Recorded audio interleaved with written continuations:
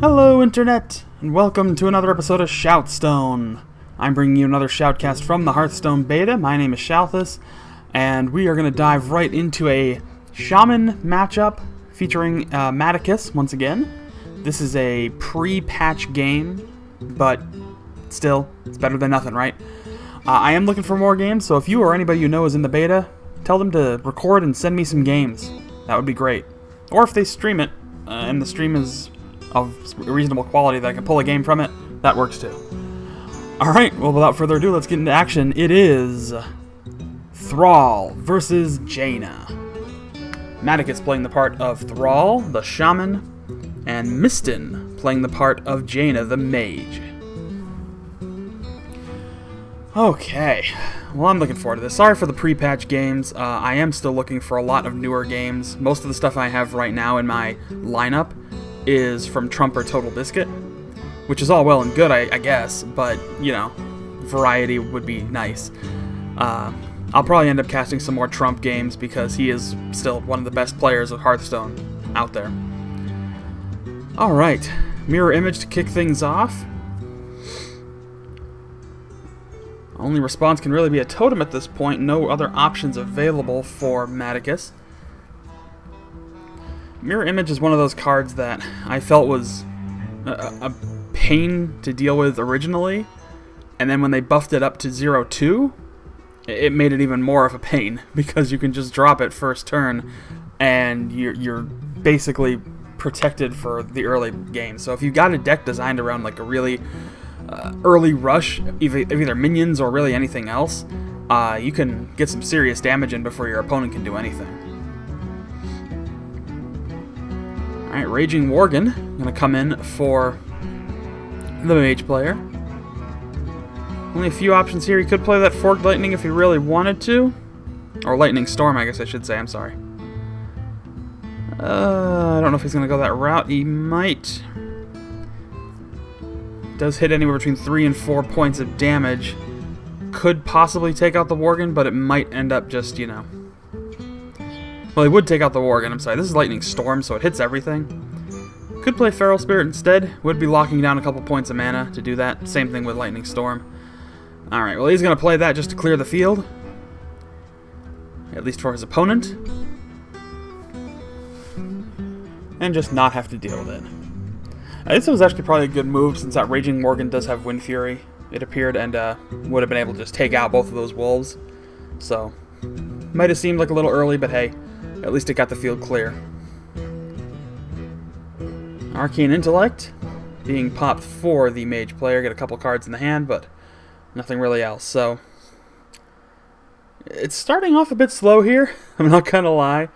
Not much in the way of minions coming out, but it looks like both of these decks are probably going to be built around a mid to late game design.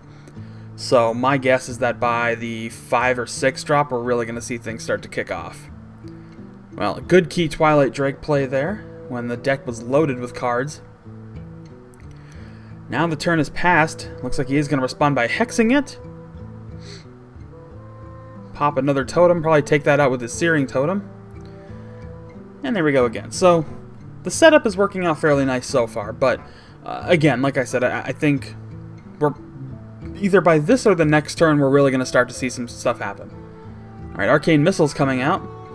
And that will actually successfully, well, I'll take out a 1 and it'll nearly reduce the other one. Another Arcane Missiles will still leave the Searing Totem standing, but Hero Power to finish it off. Interesting choice of play. Don't know if I agree with using both the Arcane Missiles so early, but I don't know how this deck is built. So it could have just been a filler card, could have just been, you know, one of those spells that really just kind of fills up in there and doesn't really do anything otherwise.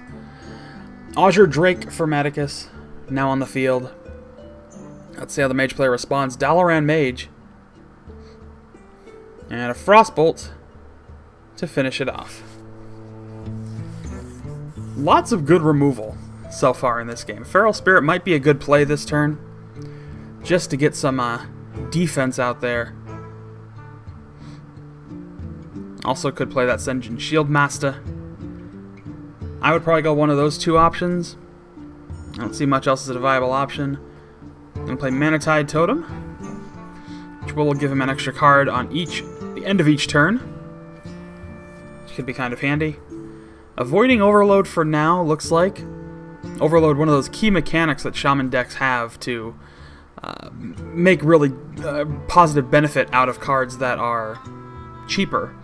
Basically, what I mean by that is the cost of the cards is a lot cheaper, but because you're locking down extra mana, you're basically borrowing against the mana you have. Alright, so everything being shut down yet again. Shieldmaster put into a sheep state. Alakir the Windlord now in Matticus' hand. Might be a bit early to play that though. Not really a lot else out there to keep him protected. Feral Spirit will be put into play. That is going to lock down 2 mana for this next turn. And now it's just a matter of deciding how he wants to respond.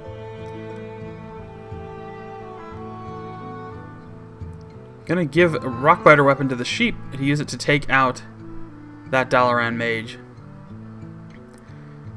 Pop a totem, and it looks like that is gonna do it for this turn. So, alright, so that was a pretty good job of keeping the field clear for Matticus, getting his some defense out there as well. But that's why that card is so cheap up front, is because you're paying 2 extra mana on the next turn. Alright, so another Raging Worgen and a Frost Elemental out on the field. Leroy Jenkins is now out, and he's going to immediately attack to take out that Elemental. Or he was. He changed his mind. Yeah, there we go. Okay. So he's going to trade Leroy, take that out, and pop a Lightning Storm to clear the field. So now some damage inbound on the Mage player. Things are getting set up quite nicely. But keeping those 2 mana on lockdown as part of Overload. Lightning Storm and the wolves there, causing some trouble. So burned his hero power to do a quick point of damage to the spell power totem. Gadgetzan Auctioneer coming into play.